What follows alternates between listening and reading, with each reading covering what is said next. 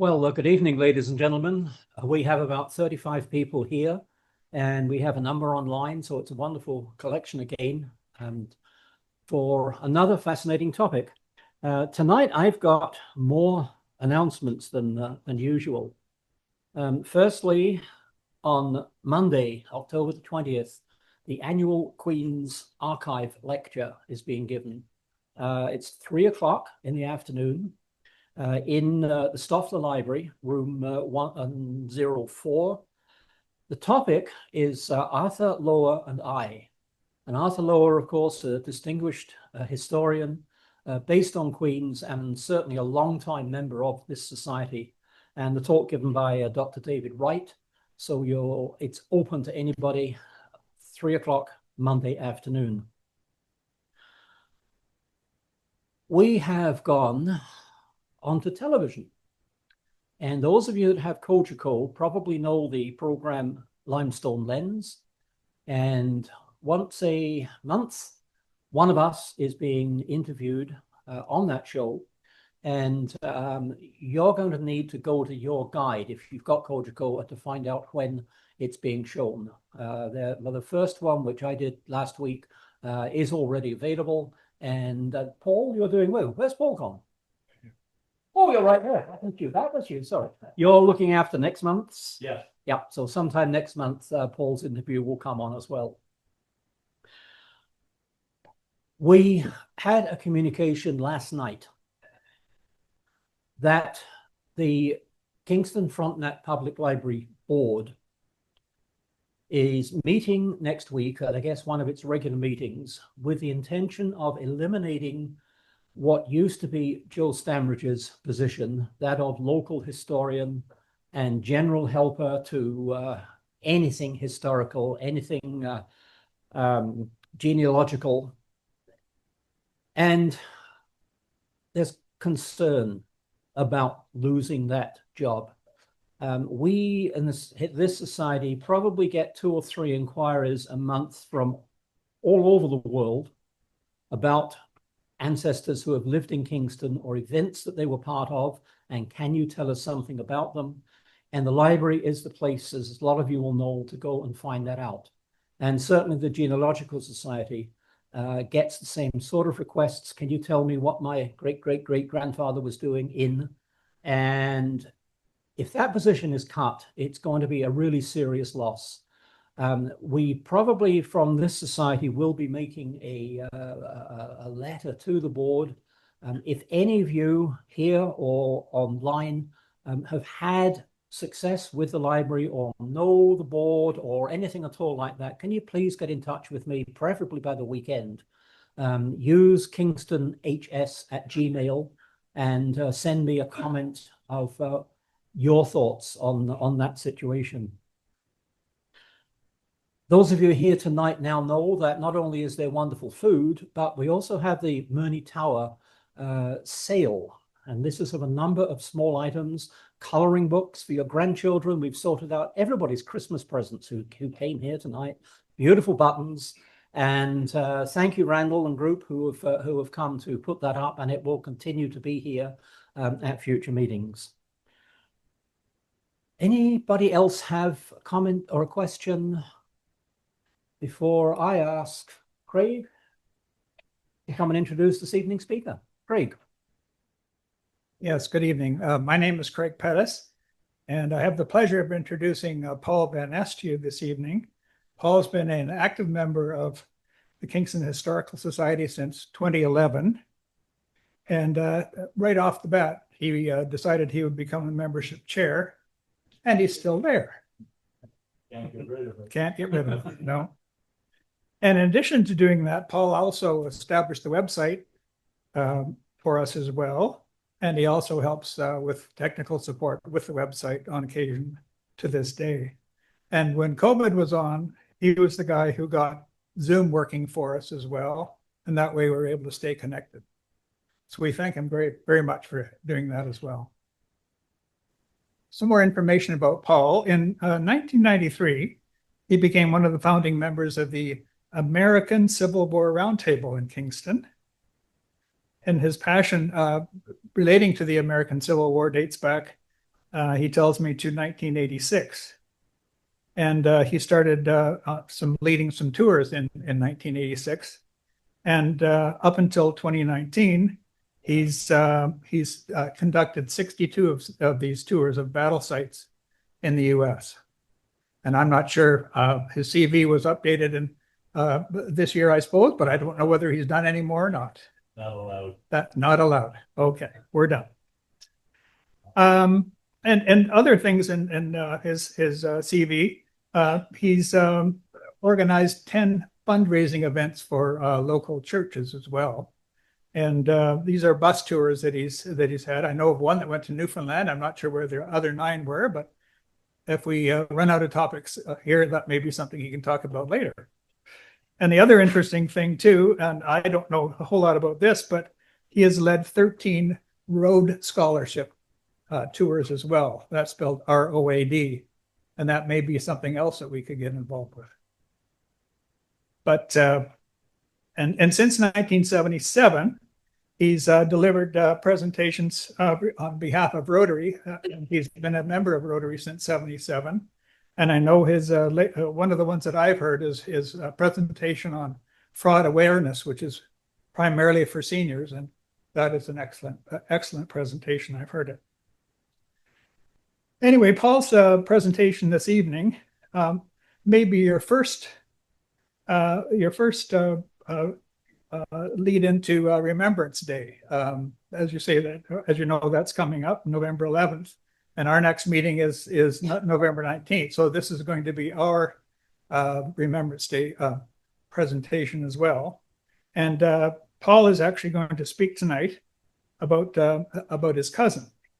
And his cousin was a rear gunner in the RCAF, and he was working as a rear gunner on a bomber during World War II. So he can tell us more about that. Welcome, Paul. Greg and I are a real team on hybriding these things, so nice to have a backup.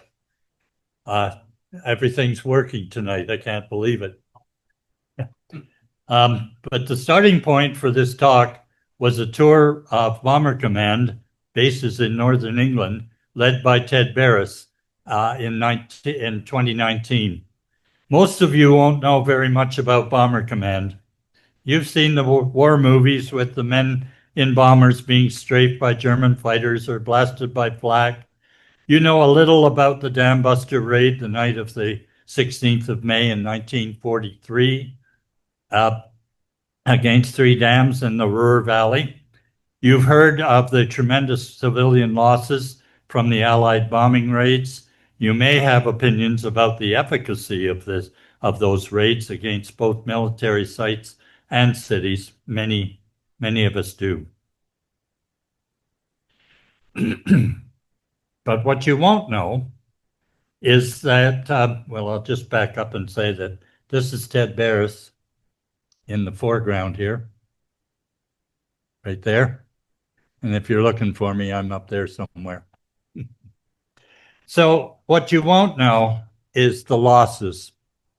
And Craig has already mentioned that I'm going to picking up a theme of Remembrance Day. So you'll hear that kicking in and out throughout the whole talk. But there were 125,000 airmen fought in the RAF Bomber Command, including the Commonwealth Air Forces, such as the RCAF and Australia, New Zealand, etc., and that more than 1 million supported them on the ground. But you wouldn't know that 55,573 of those 125,000 airmen died. If you continue to add up those who were seriously wounded at 8,500 and the 10,000 or more that were captured and imprisoned in prisoner of war camps or were simply listed as missing in action, that brings to 74,000 casualties out of 125,000. That's 60%. 60%. It's the highest loss in any branch of the services in World War II. In fact, if you went back to the Battle of Gettysburg, and I'll apologize for this, that is my fetish. It's not a hobby, it's a fetish. The Battle of Gettysburg, Pickett's Charge, you've all heard of Pickett's Charge. The losses there were 60% as well, but the numbers were 6,500 who were casualties, and 11,000 made the charge across that field. So today we're going to remember those 55,500 men in Bomber Command who gave their lives, and in particular the 10,000 Canadians included in that number. We will remember them and their families, and my family was one of those. Bomber Command Monument in Green Park, adjacent to Buckingham Palace, is a striking bronze depicting the crew of either a Halifax or a Lancaster bomber. There were 7. There's the navigator. If I go from extreme left, I'm at a terrible angle here, so I can't see the screen, but that's the navigator. And then the next one is the flight engineer that sits beside the pilot. The next one in the middle with the cap is the pilot. Next to him is the bomb aimer or the front gunner. And to your extreme right is the wireless operator. If we look at another angle, way back behind there is the mid gunner. We call it the mid upper gunner to be precise, because the Americans brought in the B-17 and it had a turret underneath. So that was called the mid lower gunner. So this is the mid upper gunner. And finally, in the back corner behind everybody else is the rear gunner. A typical crew is shown here. You've often seen this picture. I don't have the picture of Glenn. Lost. But you can always pick out the rear gunner because he's always the shortest. That's because, of course, the rear turret is very, very small. And here's where they're all located.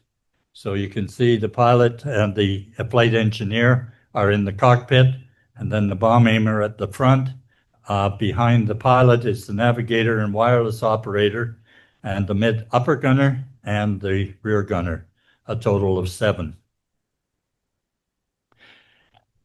The Battle of Britain commenced on the 30th of July in 1940, and rising to the defense of Great Britain was the Hurricane, very famous aircraft, and the Spitfire, and we're all familiar with those. Bomber Command was located as far north as they could get from the fighters coming out of the French-Belgian coast. So they moved into the upper areas there, encircled with the both around the cities of York and Lincoln. The Lincolnshire itself, the majority of the airfields were in, as I said, in Yorkshire. There were 30 of them in Yorkshire, and in 27 of them in Lincolnshire. And you're seeing most of the 27 in that map. The circled ones are the ones that we visited. Well, Bomber Harris, Sir Arthur Harris, was promoted to Commander-in-Chief of Bomber Command in February of 42. The only offense available to the Allies in 1942 was to use Bomber Command. And so Churchill and his cabinet formulated a plan. That slide is out of order, sorry. That was formulated the policy of bombing the war-making capacity of German industry, but also of taking the war to the German people. Controversial to say the least, but of course, the deaths due to the German attack on southern England. 40,000 civilians lost their lives in 8 months, but the German population over the period of 4 years lost somewhere between 1/3 and 1/2 a million people. This monument was not unveiled until 2012. I'll tell you why. Well, I'll tell you right now. The problem is that the public were embarrassed. Might be one word that could be used. There are other words about the losses inflicted on the German people, and politically, they really couldn't give Bomber Command the tribute that it deserved, especially when you look at its losses. They couldn't give it to them until 2012, which is like 60 years after the war, when Queen Elizabeth dedicated this monument. So a little late, but they do have their monument now. We stayed in this beautiful building for 4 nights, but it was one of Bomber Command's headquarters, so we felt very historic being there.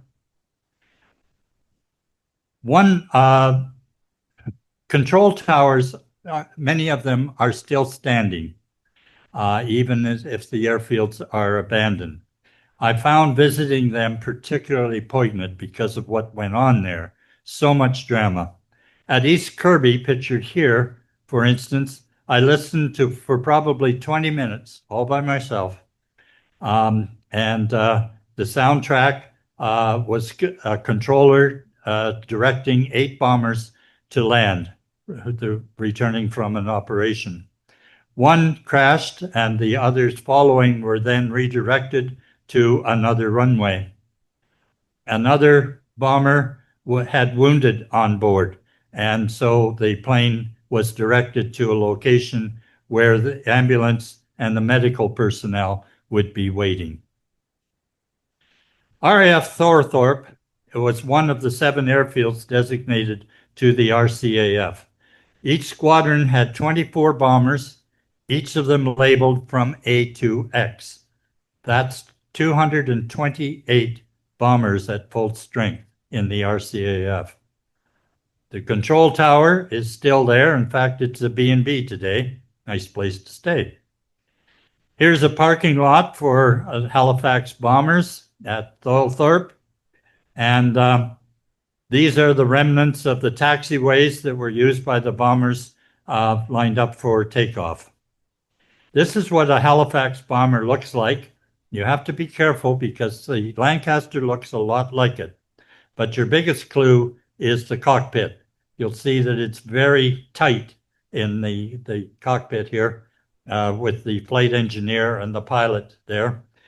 These are the Lancasters, and you'll see the cockpit here is much more extensive, much more room in it. Also makes it more vulnerable. So pictured here is the bomb bay of a Lancaster bomber, showing 9 of the bombs. They're 500-pound bombs.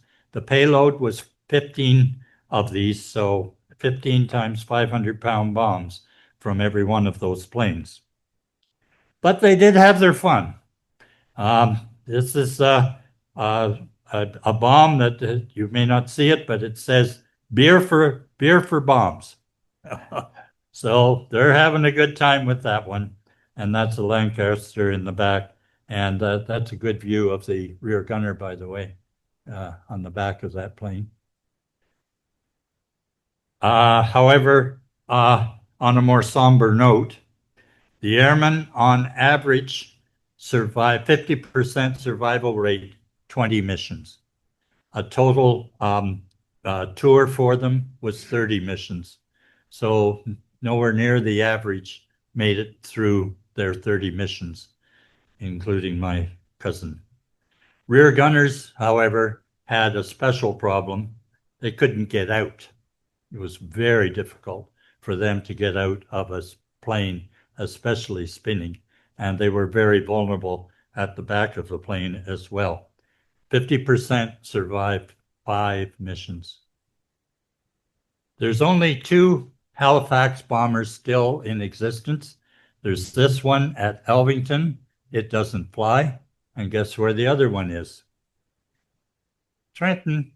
That's right. It doesn't fly either. Well, that's, oh, sorry, and then the tail gun. That's the tail gun for the Lancaster. So that's where my cousin sat for about 6 hours on a mission. We'll talk more about that. Well, let me introduce my oldest cousin, Glenn Brooks.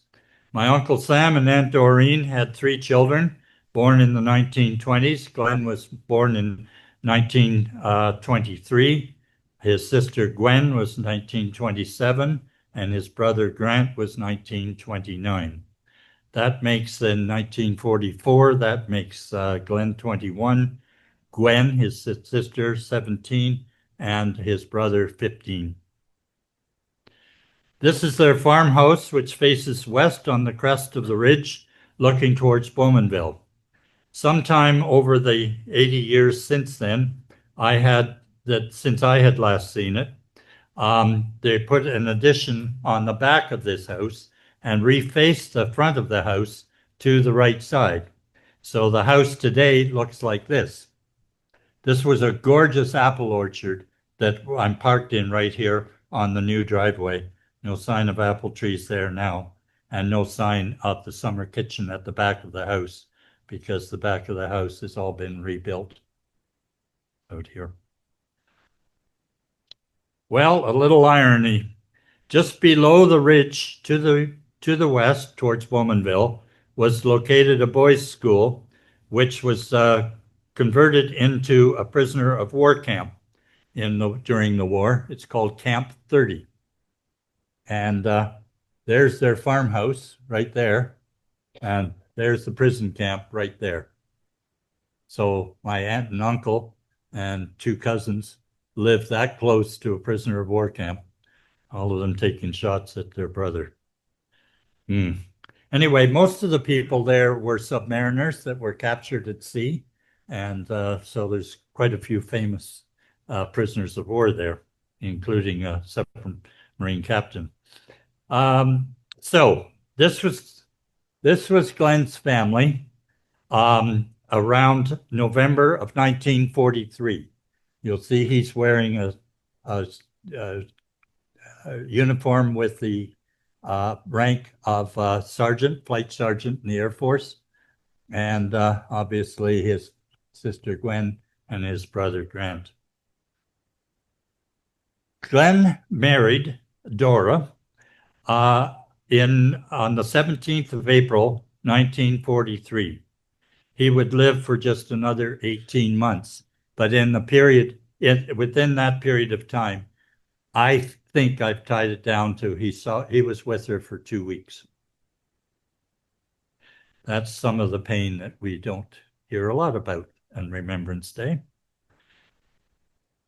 You'll see the uniform has nothing on the sleeve, but you'll see his wedgie has a white flash in it. And that's a sign of a flight cadet, the insignia for a flight cadet. I wore that same uniform for 3 summers during the time I was an undergraduate at McMaster in a program that was called the University Reserve Training Plan, or URTP. So I was one of those, wore that uniform and put my wedgie in the belt just like he did. On graduation, airmen were promoted immediately to flight sergeant, the lowest rank for aircrew. The brevet on his chest shows only 1 wing, and the insignia AG, which stands for air gunner. The pilot's brevet had a pair of wings. All the rest were a single wing. So Glenn landed by ship in Great Britain on the 1st of December, 1943, his 21st birthday, that same day. There's a few others. The engineering officer is E, B is the bombardier, N is the navigator, and of course AG is the air gunner. So it's at that point that the letters started to come. He would write weekly to his mother, twice a week to his wife. His mother, by the way, was my father's sister, my Aunt Doreen. And usually he would write on Sunday evenings. I retrieved those letters from my cousin on my return from Ted Barris's tour, and as one of my COVID-19 projects in the spring of 2020, I transcribed those 50 or so letters. With the family in mind, I started adding footnotes to these letters to explain what he was talking about and putting the reader into the context of his letters. For example, his code for being on an operation was, quote, "I was busy last night." And that's as close as he got to it. These footnotes got more and more numerous and longer, so much so that I restructured the manuscript entirely, moving many of the footnotes into text, either leading into or following one of his letters. This transformed the manuscript into a book that's 110 pages long, 50,000 words, and I don't know how to publish it, if I should. But it's his letters, it's my writings around his letters, it's pictures, it's maps, and many appendices. All the letters from the front were subjected to censors. This operation for letters from the European theatre was generally conducted in Bermuda, an operation set up by Sir William Stevenson, a Canadian. You would know him better as a man called Intrepid. The book having been written by another William Stevenson, no relative, no relationship, I should say, and he spelled his name with a V instead of the PH. Glenn's letters showed no signs of censorship, probably because he took great pains to avoid the names of the bases or any descriptions of his operations. Not the stuff to help me writing a story on Bomber Command in World War II. He'd mention his visits to nearby stations, but never by name, of course. He would visit friends and relatives from the Bowmanville, Newcastle area.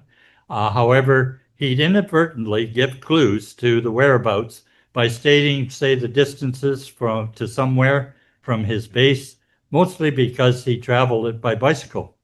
So distances were important to him. And 10 miles was nothing.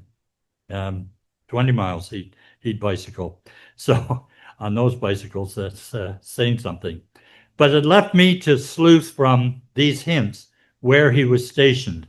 I think I've deduced all but one of his postings from my research on this.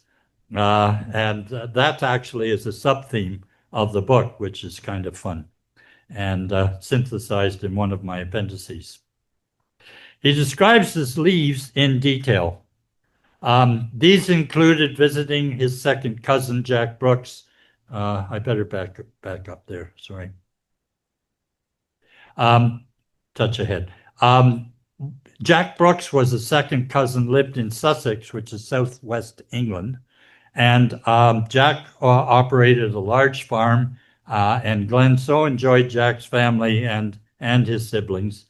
He went there 3 leaves, I think. He went for sure 2, maybe 3. He also enjoyed London. Surprisingly to the family, all of us, because some of them knew him, I never did. In fact, I never met him. And all of this, I never met him. Surprisingly, to all of us, he attended church services. He always commented that it was a very good sermon.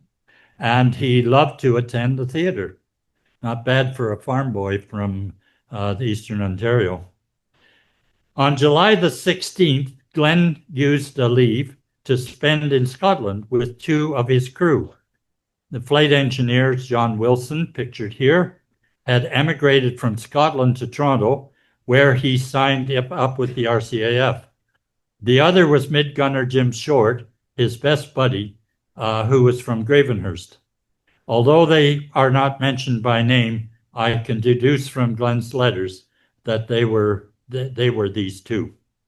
From his letter dated July the 16th. Well, it's Sunday evening, 6:30, and I am up in Glasgow. My leave came up rather sudden on Tuesday, So 3 of us came up to Bonnie, Scotland. I have had a very pleasant leave up here and have seen quite a lot of the country. We went out to my engineer's home, that's this John Wilson pictured here, about 50 miles from Glasgow one day, and saw around several of the locks, including Loch Lomond, which you probably heard of. I went ice skating yesterday afternoon. This is July in Scotland. Whoa, that's what he said. And I've seen several films. This morning I went to Church of Scotland and heard a fine sermon. Spent the afternoon on a bus trip around the outskirts of the city. At present, we're staying in the Overseas Club. Excellent food and billets. Remember this story, because we'll return to it hauntingly later. Here is what he had to say about another leave he took to London. I saw George and Liz at the Beaver Club in London. I'd have reached out and touched either of them. I didn't get to shake hands with them, however. Of course, that's King George and Queen Elizabeth, who visited the troops quite regularly. His letters often included his musings on what his father and brother need to be doing back on the farm. And he sent encouraging words to his sister around the subjects of boys, schooling, and her piano lessons. After all, he was her older brother. And he genuinely was concerned for his father's health. Sam had fallen in the spring and hurt his back, bad for a farmer. And late that summer, he had developed what was probably a stomach ulcer, very painful and debilitating. He was, in fact, hospitalized briefly in Oshawa. And of course, finding labor to help the farm was difficult with so many young men in the war. Grant was only 15, 17. Glenn would frequently write about English weather as it related to the farmers. At one point, he wrote about recruiting a couple of airmen to go and help a local farmer bring in his between the rains. But he loved his bikes, and then particularly the last bike he had, which was painted blue. His letters almost always ended with the expectation that he would soon be home, that the Germans were leaving. So on April the 16th, and we're talking 1944, quote, "War news is very good at present, should fold up soon." April the 24th, a week later, "Hope to be home real soon." A month later, "Hope to be home for Mother's Day next year." Another month later in June, "Yeah, I'm in good health and looking forward to getting home soon. Don't worry about me." July the 9th, "War news is very good. Hope to be home soon." August the 7th, a month later, "News is very good, and it looks as if we may soon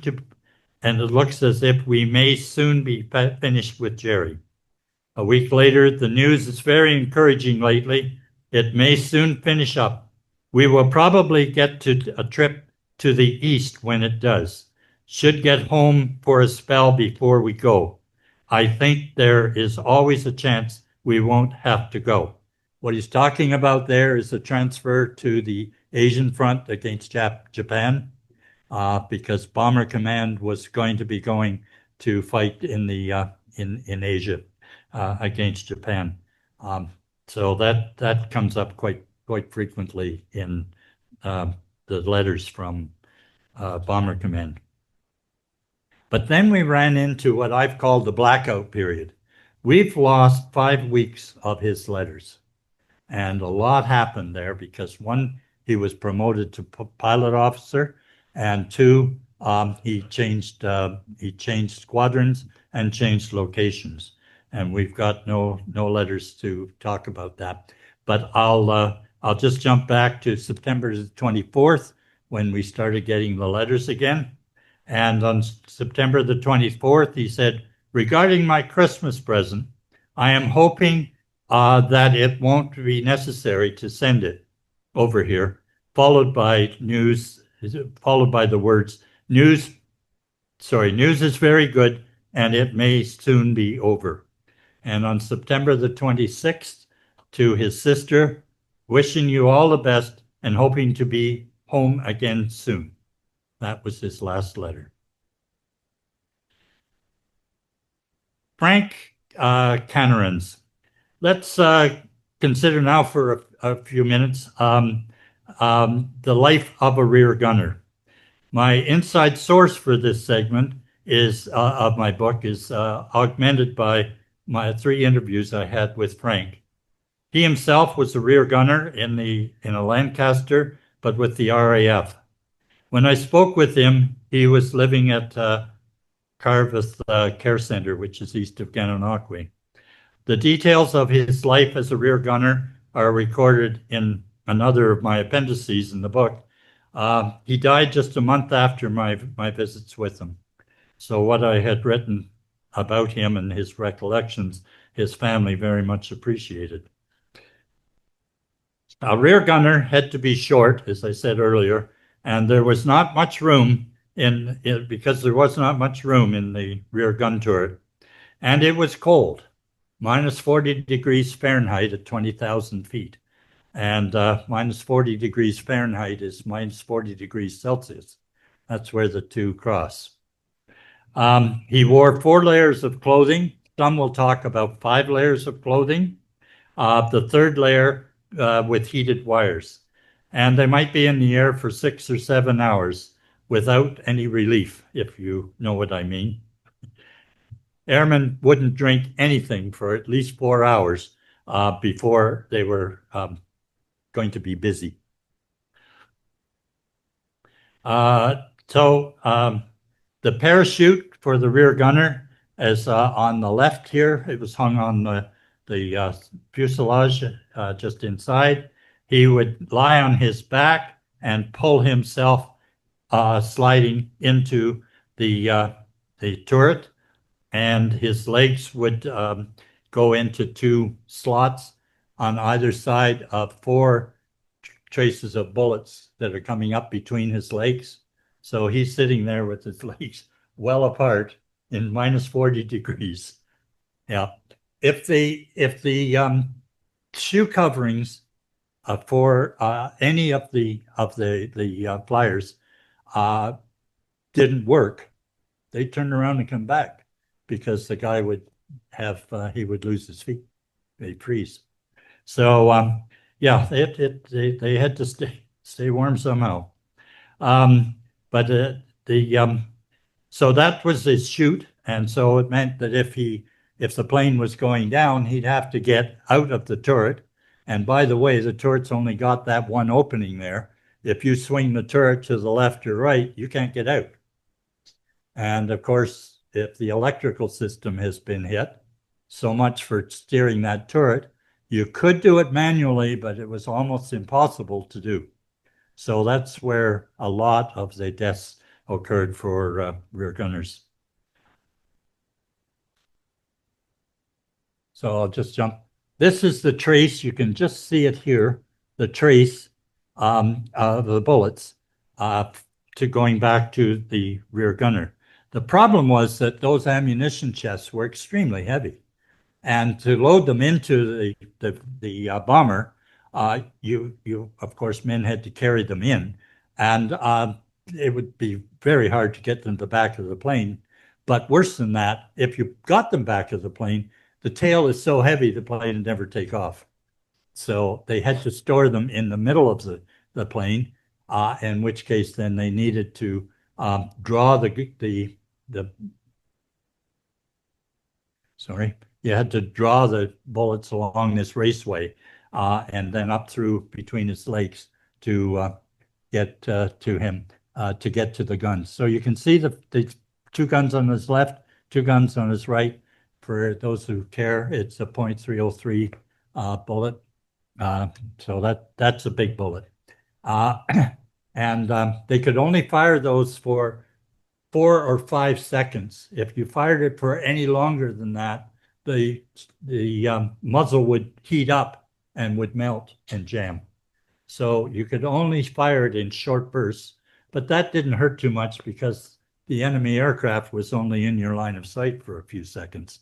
So that's, of course, why there weren't many shot down.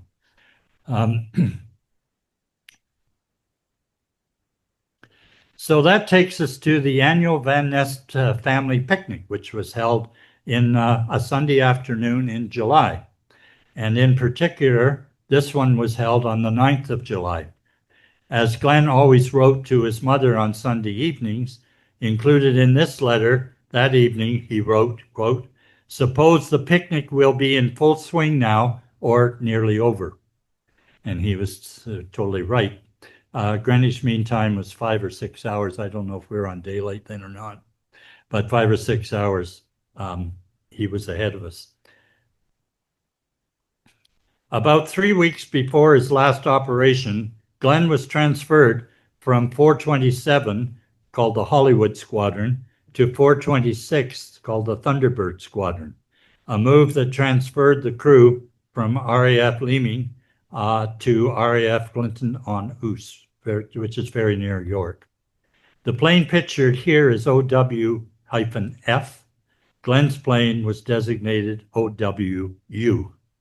Remember I mentioned that the bombers were labeled A to X?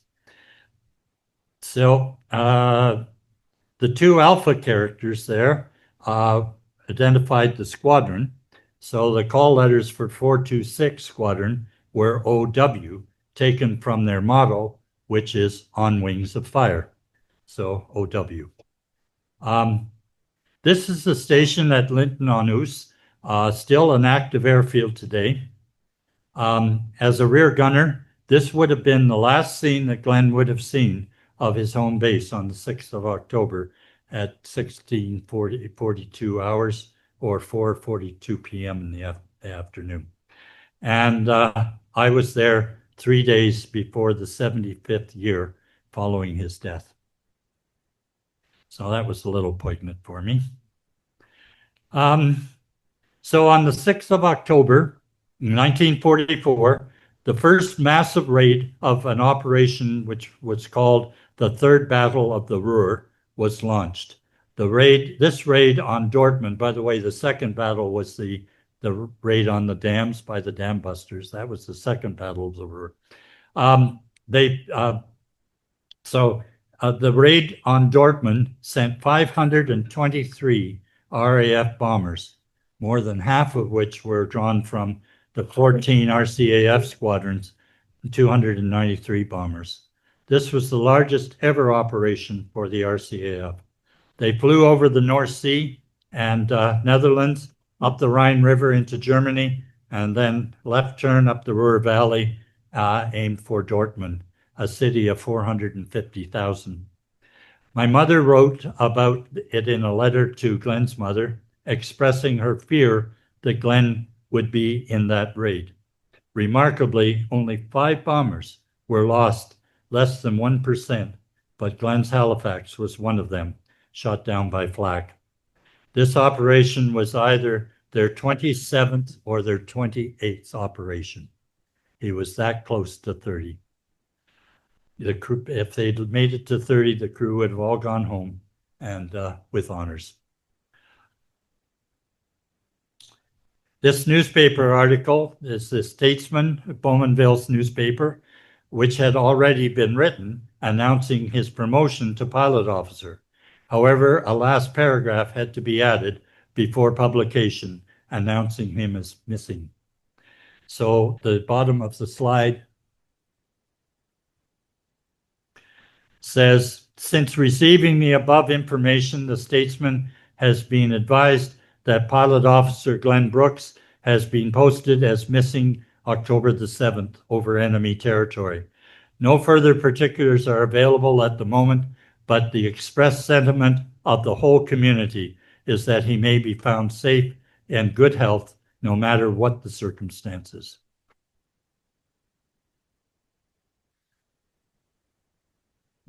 Here's the story of Glenn's plane as it was being shot down. Shrapnel had hit the flight engineer, tearing into his face a mortal wound. Then a subsequent burst of flak over Dortmund took out the 2 port engines on the left side. To keep the plane flying straight, the right engines had to be feathered back, causing the plane to lose altitude quickly. Then the inner left engine caught fire, and the pilot ordered his men to jump. The 4 of those remaining in the nose section of the plane jumped, but as they floated down on their parachutes, they could see the plane plummeting towards Earth and looked in vain for 2 more parachutes exiting from the rear of the plane. The flight engineer, John Leslie Wilson, was already dead, but the mid-gunner, James Theodore Short, and the rear gunner, Glenn Wesley Brooks, never got out. Remember the 3 that went to Scotland on the trip? Those 3. All that could be identified were 2 winged brevets, AG on both of them as air gunners, and a pilot officer's stripes. But all 3 of them were now pilot officers, so we don't know whose stripes they were. Typically, surviving crew would complete a form called a questionnaire for returned aircrew, loss of bomber aircraft. But the 4 survivors were immediately captured and sent to prison camp. It wasn't until war's end, after they were released, that they could fill in these reports. 3 of the 4 did so, and I found one of these in a PhD thesis written by William S. Carter in 1989 from McMaster University. His thesis was entitled, and listen to this, Anglo-Canadian Wartime Relations, 1939 to 1945, RAF Bomber Command and Number 6 Group, 6 Group being the Canadians. That's where I found the report by the bomb aimer, Flying Officer Livingston, and that's why we know so much about what happened in that plane. Reichwald Forest Military Cemetery was established after the war. It was located near Kiev, which is just inside the German border with the Netherlands, and the cemetery at Groesbeek. The Imperial War Graves Commission exhumed the bodies of the dead from makeshift graves in the vicinity, marked them with these wooden crosses. Subsequently, these crosses were replaced with the granite markers that we see today. That's all 3 of them. And Glenn, sorry, wrong. And that's Glenn's. Pilot Officer G.W. Brooks, Air Gunner, Royal Canadian Air Force, 7th of October, 1944, age 21. I will never forget standing outside the back door of this house, that door right there, driveway, that door right there, which led into the summer kitchen. Having followed my mother as she rushed through the summer kitchen and up the steps to the kitchen proper, meeting Glenn's mother at the top of the stairs. The tears, the sobs, and especially the long, long hug. I was 5 years old. So I've been imprinted. Also in the family collection of letters were several written by Glenn's aunts and uncles, some shown in this picture here, and Glenn's second cousin Jack from England. One that shocked me was when I recognized the handwriting, and this letter was my mother's writing. All expressed the hope that he would return to the farm, that he had parachuted to safety, and would either be in the hands of the underground or imprisoned. However, the Red Cross never sent word back that he was listed as imprisoned.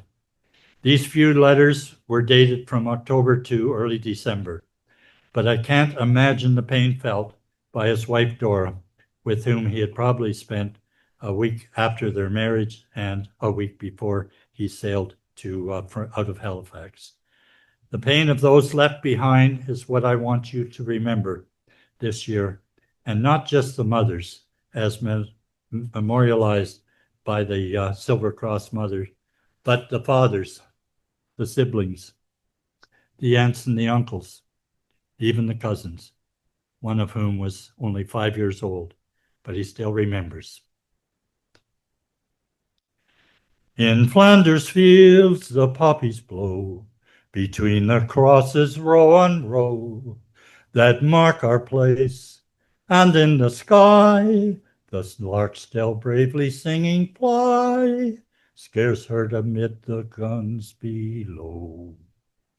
We are the dead, short days ago, we lived, felt on, saw sunset glow, loved and were loved, and now we lie in Flanders fields.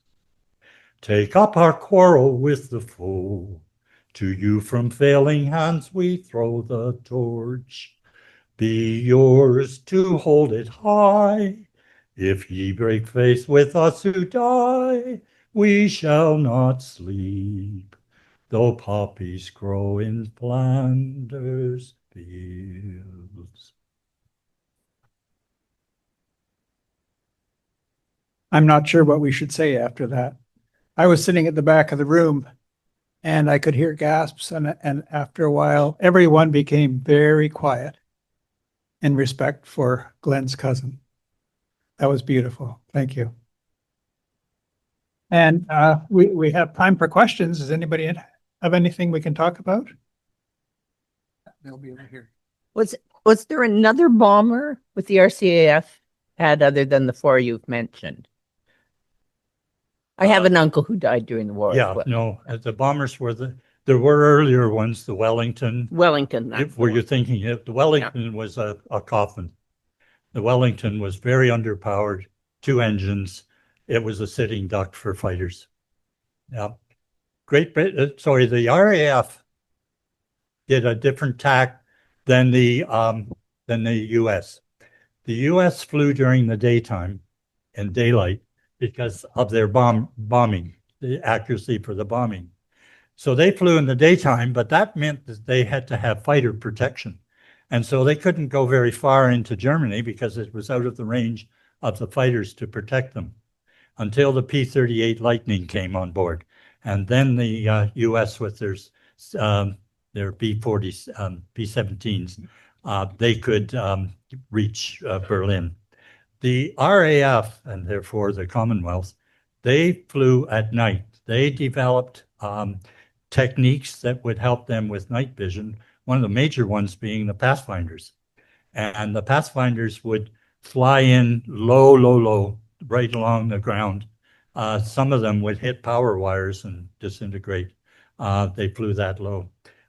So they'd have to see them and hype. So they, but the Pathfinders would light up an area of the target. So they would fly very fast and very low under the radar, under the fighters. And so they could light up the target, and they used different colors so that the Germans couldn't fake them out because they didn't want to drop their bombs in a field. The Germans wanted them to. So there's all kinds of things. But they also developed other technical, that allowed them to do very, very well, very accurately with bombing at night. So that was a big difference of the two.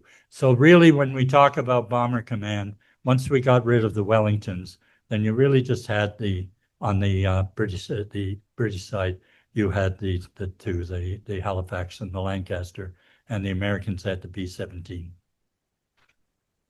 Paul, how did his wife's life unfold after he passed? My mother loved Dora, and stayed in touch with her, but I was too young to know any of that. And it's interesting, you've all run into it. My parents wouldn't talk about the war either, and they weren't even there. My dad was a teacher in drafting, so he worked at Curing Watrous in Brantford and taught drafting to the workers there who were working on war projects. So I think he had a fallen stomach or something wasn't right physically with him as well, but he was needed as a teacher. So never talked about it, and nobody talked about Glenn. How I wish they had. Thank you for that. Paul, I want to thank you so much for that. That was incredible. I just want to say the courage that young man displayed And afterwards, I think you said you were imprinted. I think that was imprinted with you as well. I've known you for several years now, and you display courage beyond imagination and service to the public. I have to commend you on that. When you were 5 years old, can you tell us about that moment? Would you go into that moment and tell us your emotions? The moment was, I don't remember driving there, but the moment I vividly remember. I know where the potbelly stove was in that winter kitchen was the scene of my mother and my aunt. That's deeply imprinted. Yeah. It's hard not to tear up. Yeah, deeply imprinted. Yeah. Just a little bit on the political correctness that has come out in the past few years, and they're talking about the bombings in Dresden, of course, and the casualties. I dismiss that because I feel that without Bomber Command, as you said in the beginning, there would have been no offense whatsoever. And we were fighting a war. Let's get real here. The Germans were annihilating an entire race at the time, and war is horrible. Mm-hmm. But we didn't start it. But we had to end it, and we had to end it correctly, and we had to win. There was no ifs, ands, and buts. There wasn't any halfway compromise. Mm-hmm. No. So, could you comment on your feelings about those bombings? Well, my feelings are much the same. Nobody likes a war. People are going to suffer, especially civilians. From my studies in the American Civil War, which, by the way, started a little earlier, Craig. It started in 1967 when Sharon said, we were going to go to Washington for a holiday. And Sharon said, would you like to go? And I said, yeah. I said, there was a battle Gettysburg fought somewhere near Washington. To her everlasting regret, she said, do you want to go? When I got there, I knew where everything was. You could have put me in 25 square miles of that battlefield. I could have told you where I was and what happened just by looking around. I don't know what it is, but that's where I primarily introduced to war. And I do know that I'm not. I think my reasons for being addicted to the studies of military studies is it's not morose. Interestingly, I had a book that I was reading on the youngest Confederate officer in the Confederate Army, I should say, and his name was Burgwin from North Carolina, and 14th North Carolina. He was the colonel, youngest, and I was reading a book in the book, the chapter which was bringing them up at the first day of the Battle of Gettysburg, and I stopped reading it, and it sat on my dresser for the better part of 6 months. And Sharon finally said, "Are you going to finish that book? Why is it sitting there?" I said, "Berkman's going to die, and I can't read it." And so she read it, and she said, "He's not going to die for 23 pages." So I had a really good Saturday morning, beautiful bright sunshine. I didn't have a care in the world, and I thought, life is wonderful.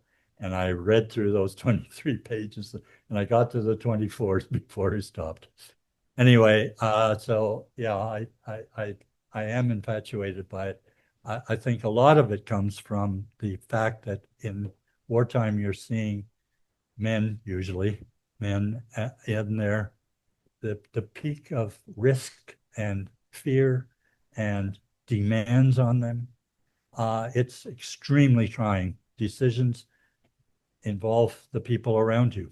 And so biographical studies of people in the military have always been of interest to me. So I don't know where it all comes from, but I don't have any doubt that I was very much imprinted by that. I'll give you a quick happy story about the end of the war, because we were going to my grandfather's Port Perry, just north of Bowmanville, and we were on probably going north on Yonge Street, and we hit Highway 7. And in those days, it was dirt roads, Highway 7. And we pulled up to, there's a gas station on the right. And the door burst open from this gas station, and 5 young women came tearing out of it, screaming and yelling, and they had confetti and streamers and stuff. They jumped on the car's running boards. You remember cars with running boards? They jumped on it on both sides. And my mother, I remember, she called them Van, and she said, "Van, stop the car, stop the car," you know. And these women were screaming and laughing and everything. And then just as fast as they came to us, they all took back off into the restaurant, the gas station there, and the war was over.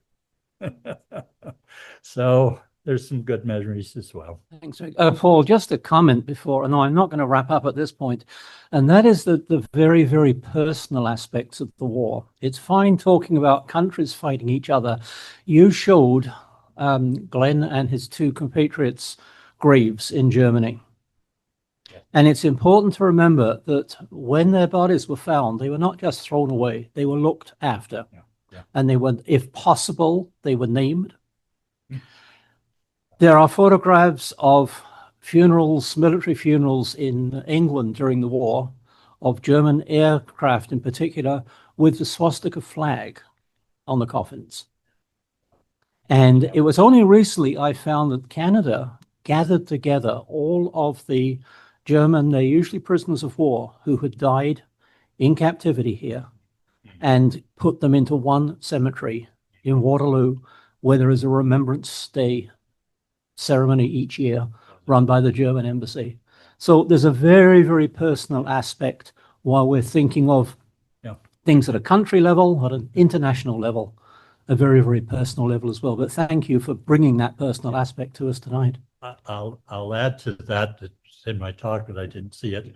But the farmer where the plane crashed was, he of course lost some property because of the fire, but he and the burgomaster arrived. The burgomaster arrives the next morning, and they went through the ruins because of the flames of the fire. They went through the ruins and, quote unquote, they gave the, sorry, I jumped a little ahead. They were able to find remains, but nothing identifiable. The plane was just crushed. So what they did find were 2 of those brevets with the AG on them. So that was the 2 air gunners' brevets. And they found the pilot officer chevron. And and all 3 of them were pilot officers, so we don't know which one they were. But the ashes were all buried in an urn, and quote unquote, it was a Christian burial, and it was recorded. So just as Peter says, yes, a lot of attention was paid to that, and the War Graves Commission had a lot of help from German civilians finding these graves and identifying as best they could by dates or anything that would show as to who these people were. So that's why we've got these gorgeous cemeteries. How many have been to European war cemetery? Yeah, like how many haven't been there? They're beautiful. They're very, very thought-provoking, and they're very beautiful, and they're incredibly well maintained. So if you ever go there. My niece's boyfriend is in Bowmanville, and she goes up there all the time, and they walk their dogs at Camp 30. That's right. Yeah. Yep. Now, my question is the house still standing? There were the Camp 30 is a series of buildings. There's one building that it's well known for. Yeah. That actually had the swimming pool in it. It was a boys' college before, and it had a swimming pool in it. They made that into a shooting gallery. So the German prisoners were practicing their shooting in the swimming pool. But there were, yeah, I'm going to guess at 6 or 7 buildings that are associated with it as well. Yeah. And interestingly, my son, we were just there a couple of weeks ago, and my son sent me a note to say that the city council for Bowmanville is questioning the ability to maintain the buildings that are there just to save them from falling down. And it's going to cost several $1 million. And they're trying to get government support to maintain those buildings, at least keep them up. And they're covered with graffiti. So they're colorful. I can say that. But it's a big issue whether they will be able to preserve Camp X. Well, there's 6 or 7 buildings there, and they're all there. As far as I know, they're all there. I've got a book on Camp X, Camp 30. I've got a book on it from Bowmanville, and I can't find it. It's in my. The people that are here at Kingsbridge will know why they're laughing. Sharon and I are still moving in, and 7 months ago we started. But anyway, I can't get at all my books. I've got 700 or 800 of them, and I can't bring them all here. But one of them is the Camp X book, and I can't find it, or Camp 30, and I can't find it. Paul, is the farmhouse The still farmhouse kept? is still there. That was the damaged one that I showed you that had been abandoned. That is the farmhouse.